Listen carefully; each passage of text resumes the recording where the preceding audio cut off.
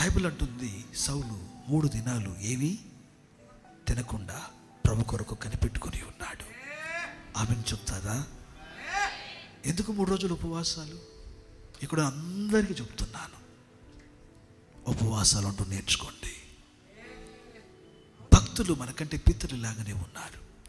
Esther అన్నారు, మీరందరూ కలిసి 3 దినములు నా కోసం ఉపవాసం ఉండి ప్రార్థన చేయండి. నేను రాజు ఎదుకు వెళ్తాను. రాజు దగ్గరికి వెళ్ళినప్పుడు నేను నశించుదనా? నేను నశిస్తాను, నాకు ఇబ్బంది లేదు. అయితే మీరందరూ 3 దినములు ఉపవాసం ఉండి ప్రార్థన చేయండి. అందరూ యూదులు 3 దినములు ఉపవాసం ఉండి ప్రార్థన చేశారు. వీలు పడిన వారందరూ చేసినప్పుడు దేవుడు శాసనములను తిరగ రాశాడు. స్తోత్రం చెప్తారా నాన్న? 3 దినములు ఉపవాసాలు ఎందుకు పెడుతున్నారు మందిరంలో?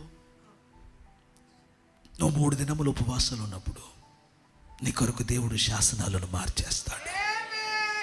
నీకు కలిగే ఆపదను నా దేవుడు తొలగిస్తాడు.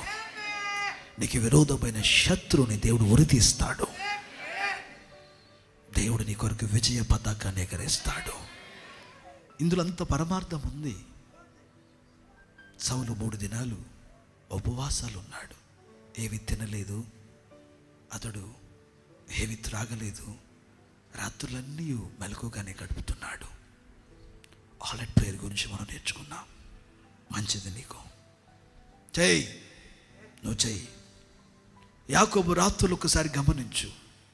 నువ్వు కూడా కూర్చో. రాత్రంతా కాకపోయినా 11 నుండి ఒక 3 గంటల వరకు ట్రై చేయి. SIT with the lord. నీ ఫోన్ ప్రక్కన పడేసి, అవసరం నీ ఫోన్లో పెట్టినారా ప్రెసెన్స్ ఆఫ్ గాడ్ అని ఒక మ్యూజిక్ పెట్టు, వచ్చేస్తుంది. అది 3-4 గంటలు ఉంటుంది. ఆ మ్యూజిక్ పెట్టుకో, ప్రేయర్ చేసుకో. ఇది చిన్న ఆరాధన వెనకాల బ్యాక్డ్రాప్లో సౌండ్ తక్కువగా పెట్టా. నీ సన్నిధి అక్కడ, నీ గదంతో దేవుని సన్నిధి ఉంటుంది. ప్రార్థన చేసుకో. అయ్యా నీ హృదయాన్ని విలపించు, కన్నీరు విడు, దేవుని దగ్గర నీ హృదయాన్ని కుమ్మరించు, సమయాన్ని గడుపు. నీ ఫోన్ అది దాని పాటికి అది మోగుతూనే ఉంటుంది. చక్కగా దేవుని ఆత్మ సంబంధమైన మ్యూజిక్ వస్తూ ఉంటుంది. జస్ట్ దేవుని ఆరాధన చేస్తూ ఉండు, దేవుని మహిమపరుస్తూ ఉండు. నీకును నా దేవుడు ఒక నుచ్చిన వేస్తాడు. నీ జీవితాన్ని కూడా పైకెక్కేలాగా నా దేవుడు చేస్తాడు.